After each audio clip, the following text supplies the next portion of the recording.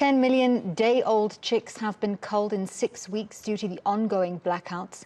The ripple effect of this affects not only farmers, but restaurants and fast food outlets.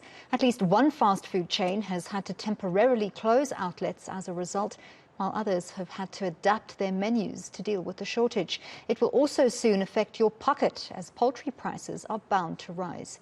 eNCA's Ayesha Ismail has been gathering details and joins me now from Cape Town. Ayesha, you spoke to the Western Cape MEC for Agriculture about the effects of load shedding on the poultry industry.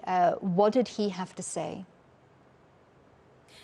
Well, the MEC in the Western Cape is very concerned about the load shedding situation and the effect that it is having on the entire agricultural sector. He's saying that he's concerned that this could affect food security, and he's also appealing to Eskom to grant the agricultural sector a special dispensation to exempt them from load shedding, alternatively to give them a different load shedding schedule.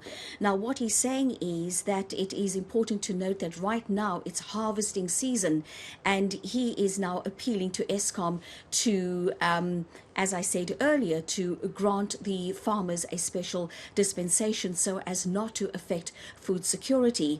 But he's also saying that it's not only South Africa that will be impacted by load shedding, will also be the rest of the continent because of South Africa exporting so much fruit and vegetables to our other African countries. But this is what he had to say to me earlier today.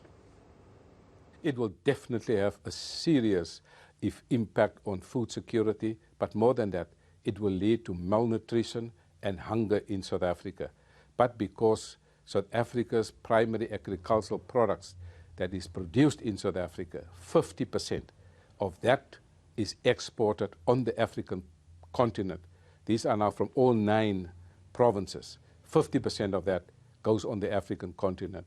So load shedding not only has a negative impact here in the Western Cape of South Africa, but it will also lead to food insecurity on the African continent. So load shedding has a continental impact.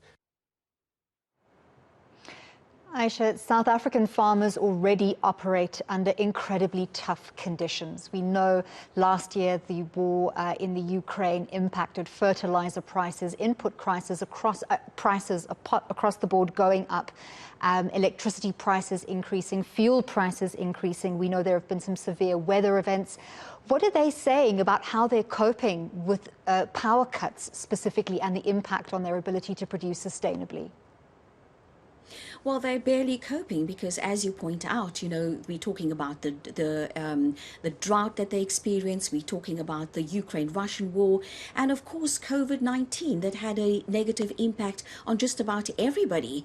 But what they're saying is that they having to make ends meet by either putting in solar panels and installing generators, but then of course they spending hundreds of thousands of rands on fuel, on diesel, and most of them are saying that they can barely afford this because they can't get that money back. So they're struggling, and at the end of the day, they're going to be passing on those costs to the consumers, to you and me.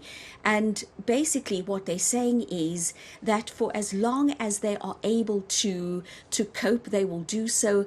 But if the load shedding continues, many of them will have no option but to shut their doors, to close shop, and of course we know that that will then lead to major job losses. But this is what one of the farmers that I spoke to earlier said to me today, that he was forced to install a generator as well as spend lots and lots of money on solar panels in order to keep his business going. Well, if I don't have that and I have a power outage, these chickens would die within half an hour or an hour because they are totally dependent on oxygen brought in from outside and and the control of the temperature inside as well. So if there's no power, these chickens wouldn't last an hour. Well, thank you very much, Ayesha Ismail, bringing us that story from the Western Cape, although we know that the impact on farmers across the country is incredibly severe. We're going to continue bringing you some insights and some perspective from the agricultural sector throughout our show this evening, so do stay with us for that.